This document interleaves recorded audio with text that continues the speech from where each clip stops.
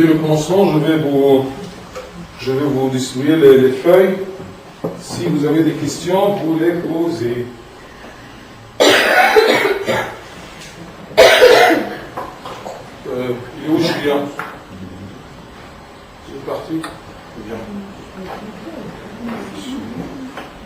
Bien, Georges, tu peux distribuer. Le reste, tu me la ramènes.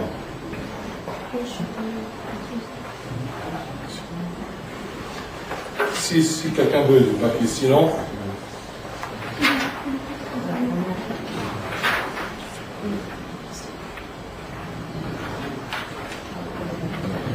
Nous sommes toujours sur le psaume 12 ou le psaume 13, ça dépend de l'édition, où David était d'un cœur brisé, il avait beaucoup d'angoisse. Le plus dur, je crois, de sa vie, qu'il était pourchassé par le roi Saül, partout, et il y avait un déséquilibre entre le combat de Saül contre David et le combat de David contre Saül.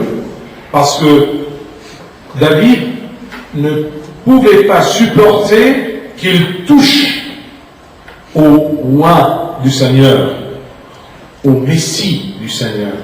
Mais pour Saül, eh bien, ça ne le gênait pas, d'accord, qu'il touche à David, qu'il essaye de le tuer.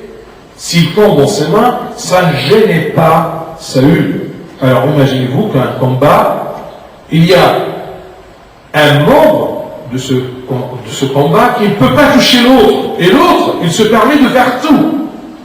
Alors c'était déséquilibré, c'était une angoisse. D'accord? C'est comme par exemple, excusez-moi de prendre cet exemple, mais ton père te tape, mais tu ne peux pas le toucher, mais qu'est-ce que tu fais? Alors le roi Saül, loin, est la position orientée, loin du Seigneur, et il ne peut pas le toucher. Alors il a commencé à dire, mais pourquoi Seigneur? Combien de temps? Seigneur, vas-tu m'oublier? Pourquoi tu ne me sauves pas?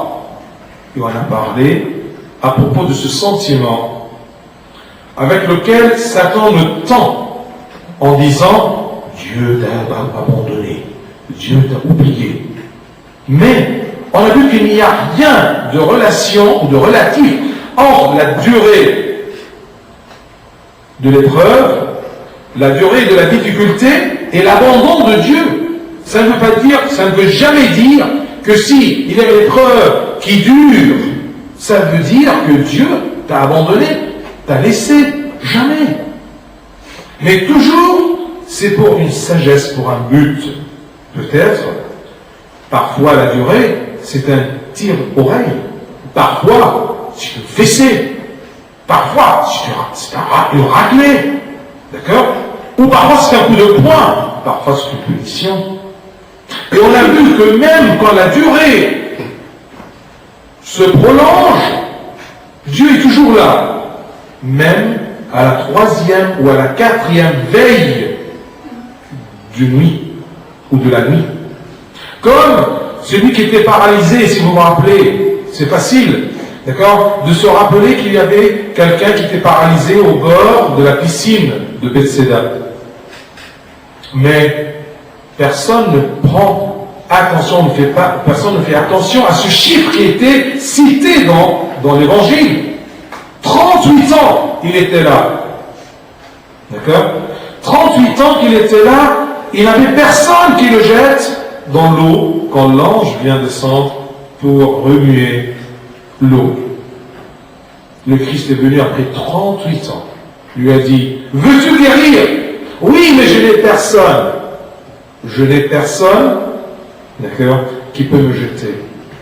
Alors il lui a dit, lève-toi et marche. Pourquoi, Seigneur, tu as attendu 38 ans? Eh bien, tout simplement, il y a une raison. Que la personne sait bien. Peut-être, on dit peut-être. Peut-être parce que durant 38 ans, il voudrait bien, d'accord, il voudrait bien la guérison, mais il ne voudrait rien faire. dans son cœur, guéris-moi et ensuite on va voir. Il n'avait pas l'intention, d'accord, de changer sa vie. Peut-être. Et pourquoi je dis ça? Parce que les pères de l'Église ont dit, mais attention, regardez, après la guérison, qu'est-ce que le Seigneur lui a dit? Il lui a dit, attention, ne pêche plus, parce que sinon, ça sera pire qu'avant. Ah, c'est-à-dire que sa maladie était à cause d'un péché. Il lui a dit, attention, ne pêche pas. Et pourquoi? Pourquoi tu as entendu du Seigneur 38 ans pour le sauver et le guérir? Ce n'est pas la faute du Seigneur, c'était le repentir de la personne. Je n'ai personne. D'accord? Je n'ai personne. Là, j'ai entendu quelque chose vraiment qui m'a beaucoup consolé. C'est dans l'histoire du peuple de Dieu. Vous vous rappelez le moment où Joseph était en Égypte, dans l'Ancien Testament. D'accord? Il était le deuxième homme après Pharaon, qui était sur le siège d'Égypte, le règne d'Égypte. D'accord? Donc, quand le peuple de Dieu, les Israélites, avait un support aussi fort que la deuxième personne dans le royaume égyptien. Vous voyez? À votre avis, le nombre des Égyptiens était le nombre des Hébreux, c'est-à-dire Jacob et les frères et les enfants et les descendants, vous voyez, de Joseph. Quand Joseph il a ramené toute son tribu, à votre avis, c'était combien de personnes?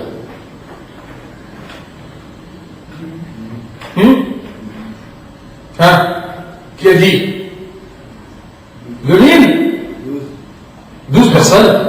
Hein? 12 000? Oula, c'est trop gentil. 1 million. Hein? Oh. 10 oui, c'est beaucoup plus. 70 personnes. 70 personnes. Et c'est écrit que après l'âge de Joseph quand il est mort, eh bien, il y avait un pharaon qui est arrivé qui ne connaissait pas Joseph. Et il a trouvé que le peuple d'Israël est plus nombreux, plus fort que les Égyptiens eux-mêmes. Et que c'est par cela, et pour cela que le pharaon a commencé, lui et ses ministres, d'accord, d'humilier, d'écraser les Hébreux. Et quand ils étaient écrasés, c'est-à-dire, disons, une bonne centaine après Joseph, à votre avis, ils ont arrivé à quel nombre? Quand ils ont commencé à être écrasés par cette idée du pharaon que le peuple d'Israël est plus fort que nous, il a commencé à demander aux sages femmes que quand il y a un enfant garçon, on le tue, et quand il y a une fille, on la laisse. À votre avis, à ce moment-là, le peuple de Dieu était combien de personnes? 200 000. Ça ne marche pas. Yani, ô Éternel, quand nous avons un soutien, un bon soutien, le deuxième homme du royaume, tu nous laisses être 70. Et quand on est écrasé, d'accord, eh bien, on augmente du nombre et on sent la main de Dieu beaucoup plus. Pourquoi ça? C'est parce que tout simplement, il y avait une règle du jour que Dieu, quand il sent que la personne n'a personne, il se manifeste beaucoup plus. Pourquoi? C'est parce que c'est le problème de l'homme, non pas de Dieu. C'est parce que l'homme, quand il est entouré de plusieurs supports, eh bien, ne pense pas à Dieu. Il est satisfait de tout ce qu'il y a autour de lui comme puissance. Mais quand il est tout seul, il sent sa faiblesse. Il commence parfois, ou plutôt, il commence à penser à la force divine, à Dieu. Je n'ai personne. Quand tu arrives à ce stade de dire et de sentir que tu n'as personne, Dieu se manifeste. Est-ce que c'est le paralytique qui est venu vers le Seigneur, ou c'est le Seigneur qui est rentré au bord de la piscine? Il a commencé à regarder les malades qui sont là. Il est allé vers, d'accord, cet homme-là, qui n'avait personne. Tant que tu as tes capacités, Dieu, il est là. Ne bouge pas. Parce que même s'il bouge, tu ne vas pas le sentir. Alors, il attend. Il attend jusqu'à que tu le demandes. Jusqu'à que tu sens que tu as besoin de Dieu. Tant que tu n'as pas besoin de Dieu, n'oublions pas que c'est un Dieu, hein. Il ne va pas comme ça t'aider. Et tu l'humilies, tu le refuses, il t'aide. Ça ne marche pas. Ça se raconte, oui, il est bon, mais il n'est pas. D'accord? C'est clair? C'est vrai, parce que parfois, tu commences à agir avec Dieu comme si tu es plus malin que lui. Il n'est pas malin, mais plus intelligent que lui, que tu peux rouler Dieu. Non, ça ne marche pas. Dieu, c'est lui qui t'a créé. Il sait ce qu'il y a à l'intérieur de toi. D'accord? Il sonde tes pensées. Donc, tout ce que je viens de raconter, c'est peut-être une raison pourquoi la personne sent que Dieu l'a laissé longtemps. Peut-être c'est ça qui explique parfois la durée de l'épreuve. Et les dernières fois, on a parlé à David en lui disant, il ne peut pas t'oublier. Parce que si tout simplement, David, si Dieu t'a oublié, tu aurais péri depuis longtemps. Ainsi, s'il a caché son visage, qu'est-ce que ça veut dire, il a caché son visage? Parce que parfois, la personne comme David commence à crier à Dieu en lui disant, combien de temps me cacher ton visage? Je te cherche, mais je ne te trouve pas dans ma vie. Combien de temps tu me caches ton visage? Combien de temps, Seigneur, vas-tu m'oublier? Combien de temps me cacher ton visage?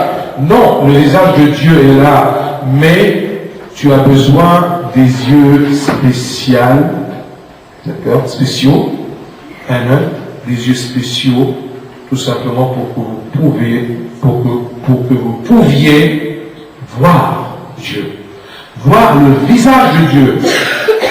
Et si tu es préoccupé par tes capacités, par le monde, par tes envies, tu ne peux pas. Tu ne peux pas. Tu ne peux pas te mettre debout devant Dieu en présence de Dieu pour le prier, pour lui dire j'ai besoin de toi, ou au moins pour lui dire je n'ai personne que toi. Il attend. C'est pas lui qui cache, d'accord, qui cache son visage, mais c'est toi qui mets entre tes yeux et Dieu, d'accord, un rideau, vous voyez, qui empêche la vue, qui interfère avec la vue, d'accord. Ou parfois, tu mets les problèmes, comme un des pères a dit, tu mets les problèmes entre toi et Dieu. Et de cette façon, tu ne peux pas voir le visage de Dieu. Mais normalement, tu dois mettre le problème. Vous voyez, ou plutôt, il faut mettre Dieu entre toi et le problème. Tu ne dois pas mettre le problème entre toi et Dieu. Tu ne verras jamais Dieu. Ça, c'est Dieu. Problème, moi, je ne vois pas. Au contraire, tu dois mettre Dieu entre le problème et toi. Là, tu ne vois que Dieu. Et même le visage du problème, tu ne le vois pas. Donc, mettons Dieu entre le problème et toi.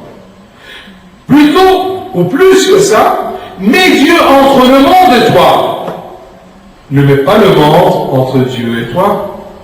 Si Dieu met le monde entre Dieu et toi, tu ne verras jamais Dieu. Le monde, c'est un nuage. D'accord? Mais mets Dieu entre toi et le monde. Donc le monde existe, mais tu ne vois que Dieu. Et même si tu vois le monde, tu vas le voir à travers Dieu, à travers la parole de Dieu.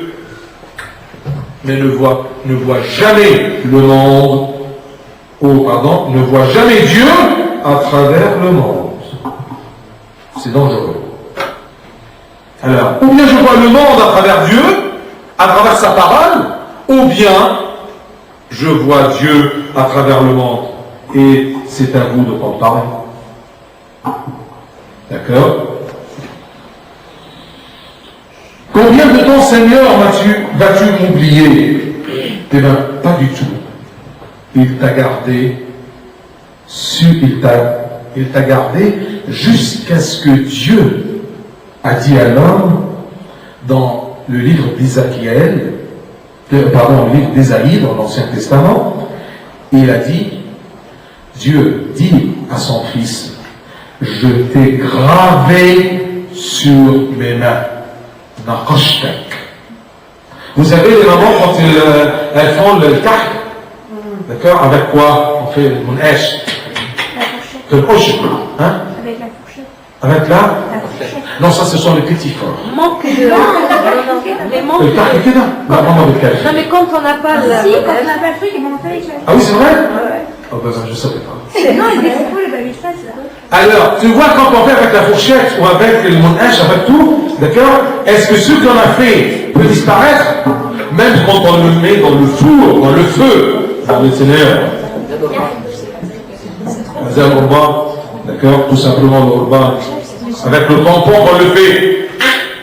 Alors, imagine-toi que Dieu t'a gravé sur son peau, sur sa peau, d'accord, sur sa main. Est-ce qu'il peut t'oublier? Il peut t'oublier. Ah, laissez la cuisine maintenant. C'est terminé, d'accord? C'est terminé la cuisine. D'accord, nous sommes là. La main de, non pas la main de maman, mais la main de Dieu. Il t'a gravé sur ses mains. Son œil est sur toi du commencement du jour jusqu'au soir. Dieu nous a promis que je t'ai gravé sur ma main. Mon œil est sur toi dès le commencement du jour jusqu'à la fin. Il ne faut pas t'oublier.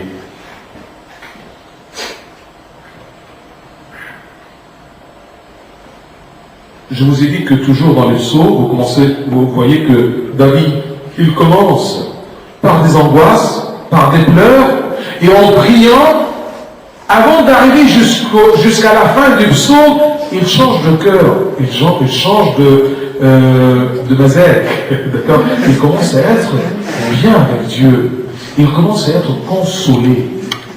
Vous voyez? C'est pour cela que parfois, au commencement, il commence à dire, combien de temps, Seigneur, vas-tu m'oublier? Et après, un peu plus loin, des mille tombent à ton côté des mille tombent à ton côté, des 10 000 à la droite, et tu ne seras pas atteint. Qu'est-ce que ça veut dire? Il sent que c'est comme s'il était dans une guerre. Il y a des milliers qui tombent à son côté, d'accord, durant le combat. Il y a des milliers qui viennent vers lui, qui tombent à son côté, et à sa droite, où il y a toute sa puissance, il y a des 10 000 qui tombent, et il n'est jamais atteint. C'est comme un guerrier qui combat, et personne ne peut l'atteindre. Pourquoi? Parce qu'il est protégé par Dieu.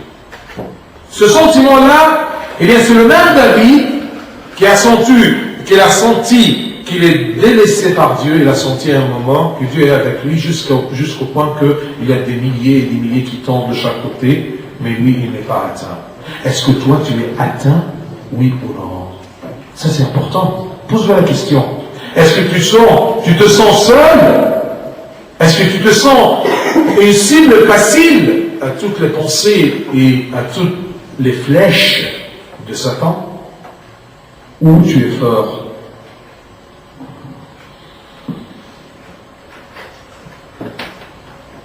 C'est bizarre.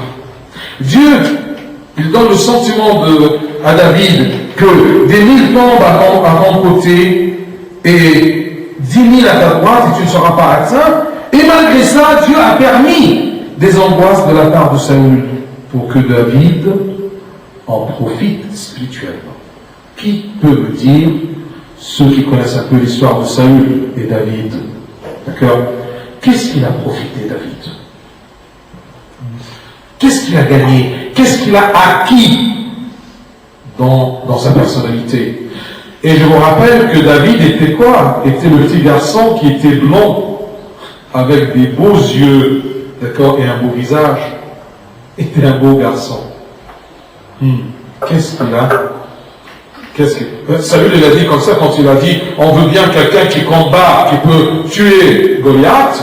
Alors on lui cherchait ce petit enfant là, que même ce jeune homme qui n'a pas pu même supporter l'armature, d'accord, avec laquelle il va combattre ce Goliath qui était à peu près, je ne sais pas, de 7 mètres et quelques. Vous voyez? Eh bien, qu'est-ce qu'il a profité? Qu'est-ce qu'il a gagné? Qui peut le dire?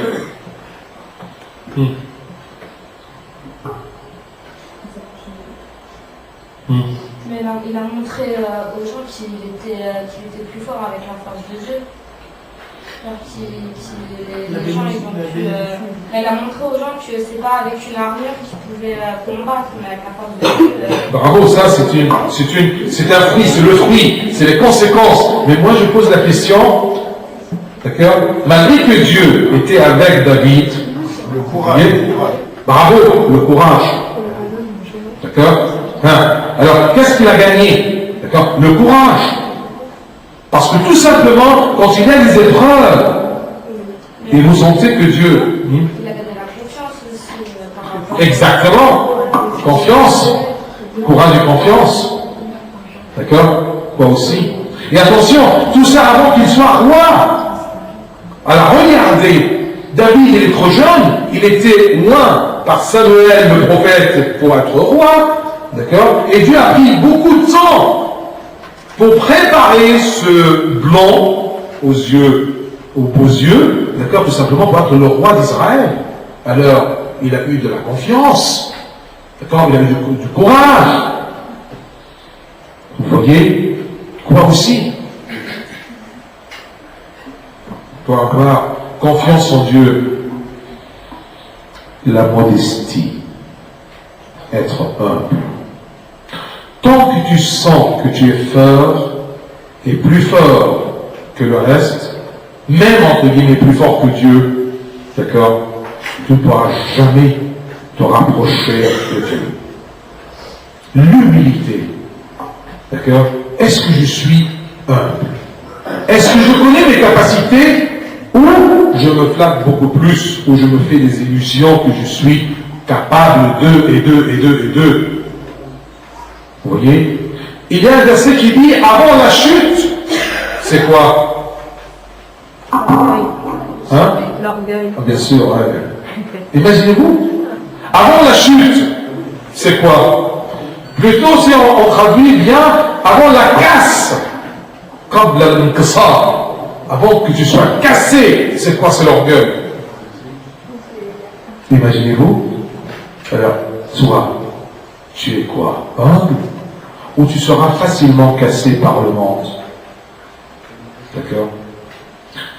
J'aime bien un proverbe qui dit, d'accord, c'est un Bakiros qui de Milan, toujours, qui nous rappelle de ceci en disant, celui qui est assis sur un tapis ne tombe jamais.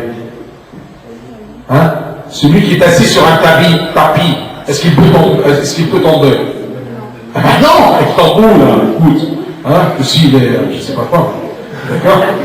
Ah, vous voyez? Alors, si tu es assis sur un tapis, c'est-à-dire très humble, modeste, plus près, tu ne peux pas être plus près, plus bas que ça, d'accord? Un tapis, pas un siège, pas un tabouret, pas un trône, d'accord? Pas une tribune, rien, un tapis, tu ne tombes jamais.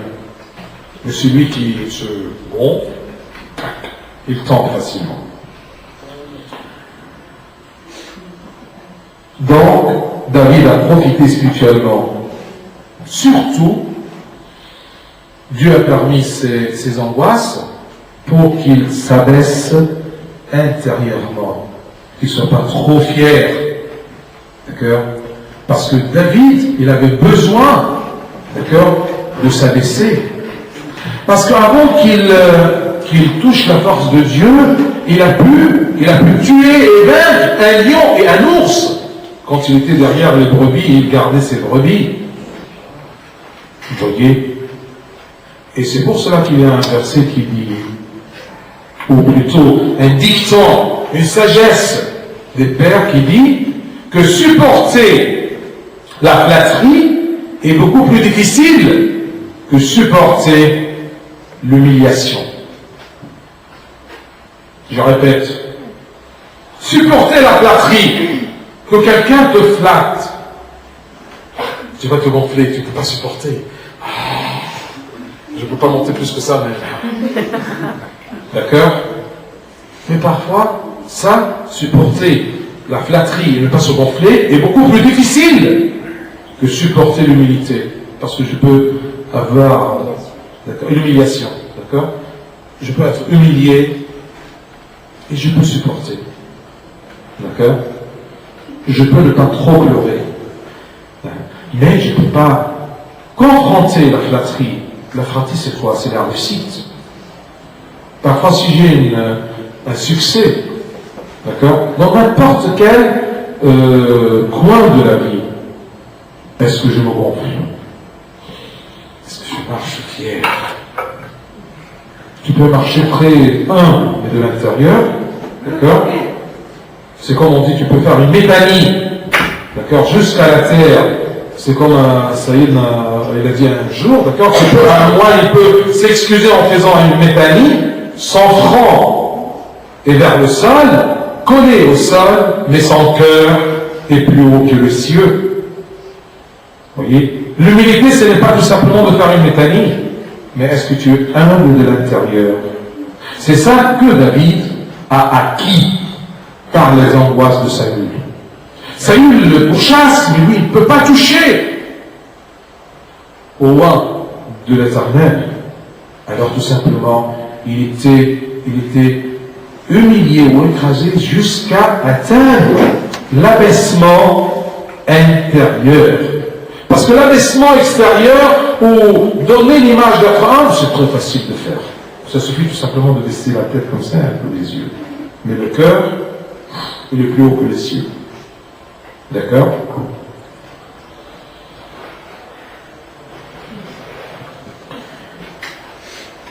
Mais Dieu lui a permis des angoisses de la part de Saül pour que David en profite spirituellement.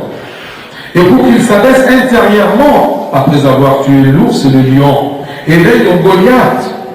Pour cela, à travers la peine et l'angoisse, le cœur de David ne s'est pas élevé.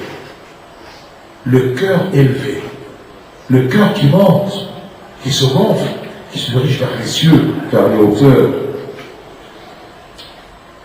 Mais il a eu cet abaissement intérieur en disant, et dans les psaumes, regardez celui qui a dit, combien de temps vas-tu Seigneur m'oublier? Il a dit, moi je suis pauvre et indigent.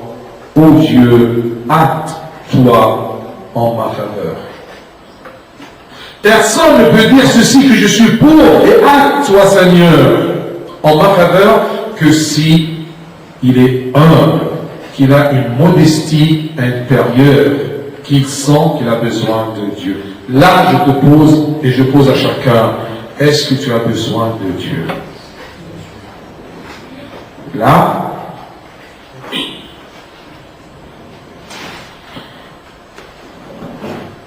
regardez les chants, regardez l'humilité, je vais vous donner tout simplement un exemple de la modestie de David. Monsieur David, quand il est rentré de la guerre, du combat de Goliath, en rentrant dans la ville, les femmes, qu'est-ce qu'elles ont fait? Hein, qui sait? Hein? Un peu plus fort? Goliath a tué des millions et... Goliath a tué des millions? Saül a tué des millions. Saül, d'accord, oui. Qu'est-ce qu'ils ont... Comment ils ont chanté? Ils ont flatté David. Et c'est qui? Ce n'est pas n'importe qui, ce sont des femmes de la ville. Oh. D'accord, qu'est-ce qu'ils ont dit? Ils ont dit, Saül a frappé ses 1000 et David c'est 10 000. Bien sûr, Saül était furieux. J'aurais de rage là. Mais David, est-ce qu'il était tenté de ça? D'accord, ça lui fait quelque chose? Rien. Ça, c'est l'humilité. D'accord? on raconte que tout simplement il y avait des moines qui vont vivre ensemble. Alors avant de vivre ensemble, ils ont allé à leur père spirituel, l'ancien, et ils lui ont dit, mais qu'est-ce que vous nous conseillez de faire pour vivre bien ensemble? Alors tout simplement, il leur a demandé de venir avec lui. Ils sont allés en plein désert, à côté des tombeaux, et ils ont trouvé une crâne d'un mort. D'accord? Un crâne. D'accord? Crâne. Alors tout simplement, il a demandé à un, en lui disant, d'accord? Eh bien, dis les bonnes choses pour cette crâne-là. Alors tout simplement, dis. Bien oui. Qu'est-ce que tu es belle. Qu'est-ce que tu es fantastique. Qu'est-ce que tu es super. Ça suffit? Oui, ça suffit. D'accord? Alors ensuite, tu lui as dit, et maintenant, insulte-la. Non, tu es n'importe quoi là. D'accord? Il a cherché tout ce qu'il peut. Ça suffit? Oui. Alors l'ancien leur a dit, si vous voulez vivre ensemble, d'accord, faites comme la crâne. D'accord? Que ce soit le crâne, que ce soit égal chez vous quand on vous flatte ou on vous insulte. Ça ne change rien en vous. Vous voyez? Alors c'est ça le conseil. Et personne ne peut suivre ce conseil que s'il est fort. Fort de l'intérieur en étant humble de l'intérieur. Alors, d'accord, le moindre des choses le blesse. Il ne peut pas supporter. Pourquoi? Parce qu'il est fragile? Non. C'est parce qu'il est, d'accord, il est orgueilleux. Il ne peut pas accepter, non pas, il ne peut pas supporter. Non. Mais les caractéristiques d'un être humain, c'est d'avoir des émotions, quoi. Qu'est-ce que c'est une émotion? L'émotion. Oui, émotion. Qu'est-ce que c'est une émotion? C'est-à-dire qu'on puisse avoir une certaine réaction face à un événement. Quelle est la différence entre émotion et sentiment? Non, c'est pas pareil. L'émotion, Un sentiment, c'est quelque chose qu'on éprouve par rapport à un événement, alors qu'une émotion, c'est quelque chose qui est la conséquence d'un événement. Moi, je le vois comme ça. Quelle est la différence entre émotion et sentiment? Qui sait? C'est pas la question, je veux dire, c'est... Non, mais oui, pas, parce que avant de répondre, d'accord? Oui, la réaction, bien sûr, nous sommes êtres humains, d'accord? Mais les émotions, je vais vous dire, émotion, c'est quoi? D'accord? C'est une réaction à quelque chose. Ça vient tout de suite après, tandis qu'un sentiment, c'est plutôt... C'est l'émane de la personne, le sentiment. Les émotions. Je te regarde, Marina, tu t'en parles, Marina, regarde-moi. Je te regarde. J'ai un sentiment dans mon cœur maintenant, je pense à toi d'une façon ou d'une autre. Parce que ça, c'est une émotion. C'est un sentiment. Exactement. L'émotion, regarde. Ah oui, donc émotion, c'est le sentiment qu'on éprouve. Non, l'émotion, c'est un sentiment manifesté physiquement. Par exemple, d'accord, tu me dis quelque chose, je rougis. Ça, c'est l'émotion. Non, on utilise émotion et sentiment sans aucune différence. C'est ça l'émotion. Quelle est la différence entre émotion et sentiment? Un sentiment, c'est quelque chose que je sens. D'accord? Émotion, ça doit être manifesté, d'accord, physiquement. Que ça soit apparent, tu le vois sur ton visage, ou ton foie, d'accord, commence à... imagine-toi, ou le pancréas qui commence à sécréter. D'accord? Tu vois l'émotion? Donc, retournons à la question. Vous voyez? Bien sûr, nous sommes des êtres humains, nous avons des sentiments. Et ces sentiments, d'accord, ont des émotions. D'accord? Mais quel genre d'émotion? Oui. Et quel genre de sentiment? Si je suis humble, mes émotions vont différer complètement que si je suis orgueilleux de l'intérieur. On n'a pas dit de ne pas avoir des sentiments. D'accord? Mais qu'est-ce qui peut m'influencer? Est-ce que me flatter, c'est ça qui me rend joyeux? Si tu es toujours joyeux, si on te flatte, et bien si on te corrige en une chose, tu ne vas pas accepter. Tu vois? Alors, l'émotion et les sentiments, ou plutôt, quand on parle à propos de l'humilité et la modestie, on ne supprime pas tes émotions, mais on te demande de ne pas être comme un drapeau ou une vague. N'importe quoi, d'accord, peut te secouer. D'accord? Si je suis orgueilleux, je ne peux pas accepter, d'accord, quelqu'un qui me dit quelque chose contre ma volonté. Et ça sera toujours, non, c'est fort, ça me blesse. Mais si on est sensible aussi. Ah, et sensible, est-ce que c'est une vertu? Et qu'est-ce qu'en vérité la sensibilité? Est-ce que tu es sensible jusqu'à que si tu fais quelque chose de mal à quelqu'un, tu es sensible et tu ne peux pas supporter? Non, la sensibilité c'est dans une seule direction. Si quelqu'un te fait quelque chose, tu es trop sensible. Ça c'est l'orgueil masqué par ce qu'on appelle la sensibilité. D'accord? Mais quand tu fais du mal à quelqu'un, hein? Oui. Alors ça, c'est exactement le mot que je voudrais aboutir à la fin. C'est la fierté, ce n'est pas une émotion, ce n'est pas un sentiment. Et plus, d'accord, plus tu es sensible dans ton sens, d'accord, et orgueilleux, tu commences à quoi? À défendre ton émotion et ton comportement. Parce que tu dois justifier. D'accord? Je veux vous rappeler, je veux vous raconter une petite histoire. Quand j'étais un jeune moine, alors tout simplement, il y avait un novice. Vous comprenez ce mot-là? Le terme novice, c'est-à-dire un jeune garçon qui vient au monastère, d'accord, et qui est sous entraînement, sous test, un stagiaire, un novice. Alors tout simplement, j'étais avec un des anciens, Abou Nami, tu connais. Alors tout simplement, nous étions sur un balcon. Il y a un novice qui était responsable de la cuisine. Alors, il est venu à Bouna en lui présentant des aliments, mais un peu brûlés. Alors il est venu ayant très peur, en disant quoi? Je vais le dire en arabe. أخطيت يا بونا معلش البتنجان اتحرق شوية. تمام؟ اتحرق شوية. أنا خطيت. أنا ما بفهمش أنا حمار. Il a vraiment un très humble. Alors tout simplement, قال له والله عوضك يا ابن خد البتاع مش عاوز حاجة. أنا خطيت يا بونا خطيت خالص. ما بفهمش صدقني يا بونا ما بفهمش. راح أنا حمار. ثاني مرة. فنازل.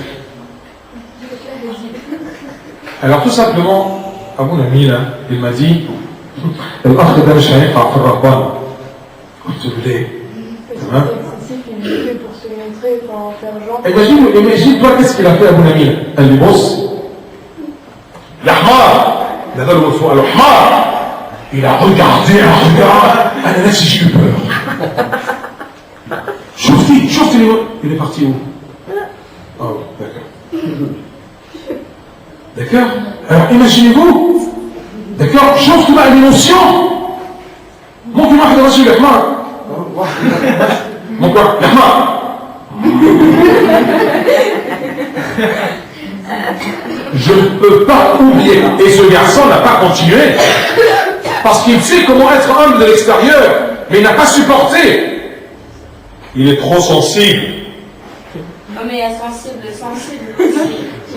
Sensible, maman. Une personne sensible, c'est une personne qui est sensible dans les deux directions. D'accord? Alors, quand tu te sens sensible... On peut être sensible et prendre tout sur soi et ne pas forcément avoir de réaction méchante. Mais ça c'est pire, maman. Ça c'est pire, toujours. Attention. Être sensible, là, maman m'a dit, non, maman. Mais tu as oublié une personne, d'accord, et la santé d'une personne que tu t'oublies, c'est toi-même. De quel droit, d'accord, tu fais du mal à toi-même? Tu es l'enfant de Dieu. C'est pour cela que si tu te... mais je peux prendre sur moi-même, et je me suicide. D'accord? Mais attention, c'est compliqué parce que parfois je suis sensible. On prend le sens sensible que d'une seule direction, dans une seule direction. D'accord? Vraiment, j'étais gêné aujourd'hui d'un chauffeur de bus. D'accord? Mais, qu'est-ce que j'ai fait? Si, par exemple, il y a des femmes, on entend, si le chauffeur de bus il ne sait pas bien arrêter la tarte, oui ou non? Mais toi, vraiment, il n'était pas gentil avec toi. D'accord? Alors tu es monté et tu as des larmes dans les yeux. Mais tu ne peux pas, tu rentres à la maison, ralas, rien. Trop chaud, tu pleures. Tu ne peux pas arrêter tes pleurs. D'accord? Est-ce que tu crois tout ça? D'accord? Ce n'est pas de l'orgueil? Elle était chauffeur, il est en tort. Mais ça vaut la peine de faire tout ça. D'un mot, tu t'oublies un mot. D'accord? Tu es à l'école, au Bardem, vraiment, il est un garçon chiant. Il t'a gêné en disant un mot. Il s'est moqué de toi. Tu n'as rien dit, tu as rougi. D'accord? Mais tu n'as pas oublié toute la journée. Les deux classes, les deux cours derniers, d'accord? Les deux derniers cours, d'accord? Tu ne te rappelles pas même qu'est-ce qu'ils ont dit. Tu rentres, tu es énervé. Et attention, d'accord? Attention, que parfois vous êtes énervé et vous ne savez pas pourquoi. Je me rappelle bien cette histoire-là. Je me rappelle que je l'ai racontée à Deuil-la-Barre, d'accord? Durant cette réunion. Mais je vous rappelle, quand nous étions allés au collège, eh bien, tout simplement, je me rappelle d'un père jésuite qui était responsable des activités et nous a raconté quelque chose. J'étais au collège, imaginez-vous, et je me rappelle bien de ça. Alors, tout simplement, il nous parle à propos que quand on est énervé, on doit chercher. Et c'est comme ça que maintenant, même qu'en père spirituel, je fouine, d'accord, dans la personne ou en moi-même quand il y a quelque chose qui m'énerve. Puisqu'il y a quelque chose qui m'énerve, je dois chercher pour rattraper. Alors, il nous a raconté qu'un jour, il a rencontré un de nos copains, de nos confrères, il était énervé. Il lui a dit, il a commencé à lui poser des questions. Pourquoi tu es énervé? Je ne sais pas. Énervé jusqu'au point qu'il avait des problèmes à la maison, d'accord, mais ça ne marche pas. Pourquoi tu es énervé? Rappelle-toi, ce sentiment-là, tu l'as eu depuis quand? Oh, à peu près une semaine. Ah non, s'il te plaît. Essaye de préciser un peu. Je ne vois pas. La semaine dernière, samedi, c'était week-end, nous sommes allés partir, je ne sais pas quoi. Il me dit, cherche un peu plus loin. Il me dit, un jour, il a commencé à chercher en fouine. D'accord. Ensuite, il a eu une partie, d'accord, nous étions des garçons et des filles, d'accord, oui, mais il n'y avait rien de spécial. Écoute, je viens dans cette soirée-là, il n'y a rien s'est passé, qu'est-ce qui se passe? C'est ça le système psychologique. On met quelqu'un sur un niveau relaxé, il commence à remind. Alors tout simplement, je me rappelle, il a commencé à faire avec le garçon, et bref, pour prolonger l'affaire, d'accord, il a dit, ah oui, je me rappelle, il a une fille, d'accord, et c'était la danse, il allait pour demander de danser. Plus que ça. Et sur le reste, il a rigolé. Ah ouais, d'accord, bien, et terminé. C'était encaissé en lui. Parce que, elle a. Exactement. Ça, c'est un jeu de mots. Fierté, orgueil, sensibilité. Il a pris sur lui.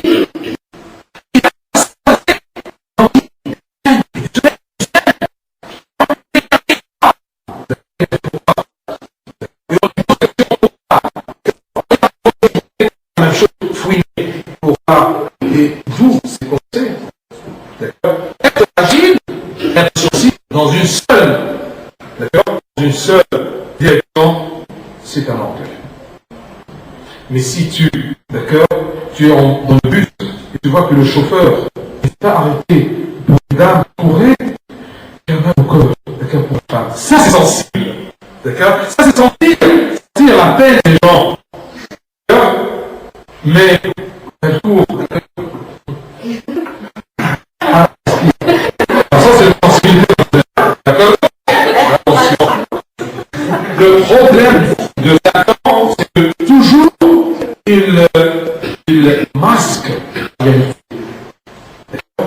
Il n'y a pas d'où la réalité. D'accord? Mais l'intelligence, celui qui profite de la vérité. D'accord? Mais celui qui tout simplement quand je gêne parce qu'il est sensible, ça ne marche pas. D'accord? Attention. D'accord? Commencez à comment dire, à mesurer ou à évaluer votre intérieur. Moi, je suis pour un bon. Alors, chacun leur dit, quand ils s'en sortent, salut à Paris, être roi d'Israël, il a besoin de vérité. Regardez Moïse, qui a élevé son peuple. Regardez le caractère de Moïse, qui était éduqué par la science et par la salle de Pharaon. Il était élevé dans le sein de Pharaon. Il est dans une situation où son peuple, il a fait l'Égyptien. Dieu l'a dit non dans son peuple. Qu'est-ce qu'il a fait de Moïse? Il a permis d'eux, il est chassé de peur d'un Égyptien, d'accord? Et Dieu l'a fait attendre 40 ans. C'est une situation de patience. Alors, une des choses aussi qu'il a acquis, c'est la patience. Humble de l'intérieur et la patience. Tous les peuples. D'accord? Mais si il devient le roi d'Israël, le guide, le chef du peuple d'Israël, pour le faire sortir d'Égypte, il est de ce caractère-là. Si quelqu'un le gêne ou le tue, ça marche pas. D'accord? C'est pour cela que je sens tout simplement qu'il a permis que je pars en Belgique, en France. Ensuite, il y a des perpétuations. Je rentre en France, pas. Et tout simplement, il y a une crise tout simplement pour beaucoup de choses. D'accord? On prend. Okay. L'intérêt de ces oppressions, de ces difficultés qui ont embrassé David n'est pas limité à lui rendre la modestie, mais elles lui ont fait acquérir la callosité des hommes. Qu'est-ce que ça veut dire callosité? Qui peut dire callosité par rapport au humain? Ça vient de callosité. Ça se passe, imaginez-vous, la callosité des hommes et la douceur des vies. Tu vois? Hein? Quoi? Vérité. Juste. Vérité. Autre chose. Ce beau garçon avec des beaux yeux et blancs avait besoin de cette callosité, de cette vérité. Et il sera le roi d'Israël, il ne sera pas parti. C'est là que Dieu a mis toute cette question-là d'être pourchassé par Saül à humilier les hommes. C'est pas facile. Oui, parce qu'il était très beau. Sa douceur comme un beau passant, Dieu voulait changer de site. Et comme vérité au lieu de facilité. Au lieu de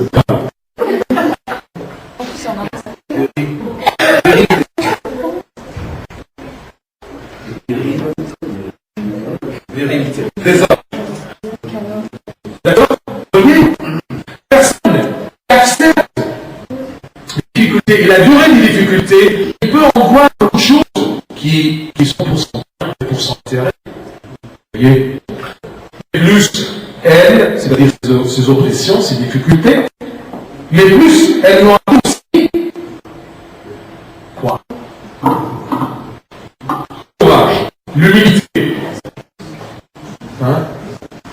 La positivité. Confiance. Ma confiance, ça m'a dit ça. Et quoi d'autre? La responsabilité. La responsabilité. Oh, la callosité. Que Dieu ne l'a pas quitté finalement. Oui. Et lui après, La force, le courage, écoutez, hein. Elle lui a appris la prière. Il a fait tous ces psaumes-là quand il était angoissé. Imaginez-vous. Il a appris la prière. Il a appris de prendre son harpe tout simplement, d'accord, et chanter au Seigneur. Même de lui dire, d'accord, comment dire, de juger Dieu, de parler avec Dieu. Il est très aimable. D'accord. Alors, elle lui a appris la prière. Elles ont donné ces oppressions-là. Elles ont donné à sa flûte et son lutte une profondeur spirituelle pour son intérêt et pour le nôtre aussi après lui. Parce qu'imaginez-vous, à cause de ces angoisses-là, on a trouvé dans ces psaumes la consolation pour nous, l'outil de prier quand on est abandonné, entre guillemets, de Dieu et de la grâce de Dieu. D'accord? Qui parmi nous, quand il est angoissé, il se rappelle de prendre un psaume? Vous ne pouvez pas prendre les psaumes comme outil parce que vous ne les connaissez pas. D'accord? Vous savez qu'il y a une abeille. Mais qu'est-ce qu'il y a dans les psaumes? Des choses que je ne comprends pas. Mais écoutez, dès votre jeunesse, dès maintenant, on a étudié plusieurs psaumes. Vous voyez, le psaume 121, si vous vous rappelez, et ensuite le psaume 12 maintenant. Vous voyez, c'est comme ça qu'on apprend à découvrir les psaumes. Parfois, je vous dis, quand vous êtes dans le bus, prenez votre abeille et feuilletez. Regardez un peu, c'est quoi? C'est quoi? C'est quand vous achetez un nouveau livre, même scolaire.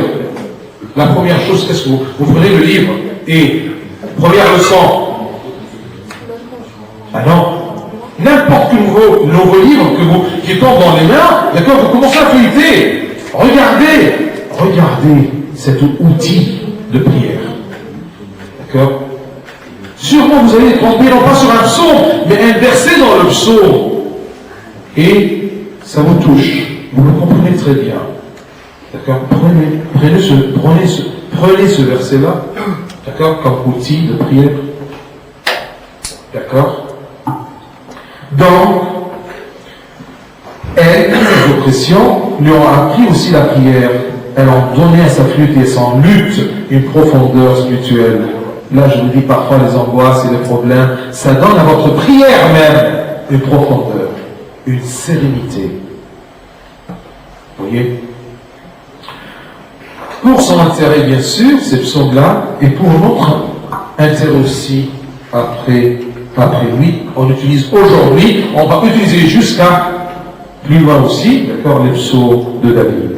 Ces psaumes sont devenus un exemple de prière pour des générations et pour les générations qui sont suivies, et un exemple de prière à peu près dans toutes les conditions de la vie. Quand on est heureux, il y a des psaumes pour la joie, pour louer Dieu. Quand on est dans une angoisse, d'accord, il y en a aussi. Alors découvrez ces psaumes-là dans l'abbé. L'abbé, il n'y a pas dans l'abbé à tous les 150 psaumes. Je ne sais pas combien il y en a, mais d'accord, au moins une bonne 70 ou quelque chose comme ça, disons. D'accord, au moins une bonne cinquantaine. D'accord. Eh bien, découvrez ces psaumes-là dans la Bible. D'accord? C'est clair? On s'arrête là. Est-ce qu'il y a des questions?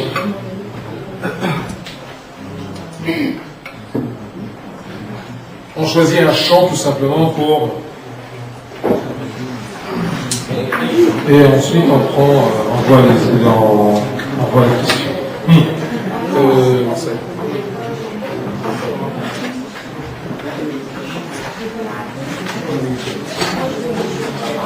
Non. Ce livre à la 917.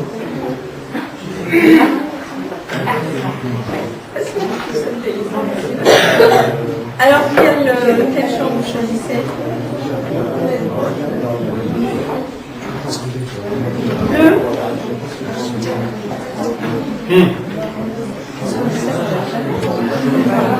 Vous pas là les autres. Qu'est-ce qu'on prend?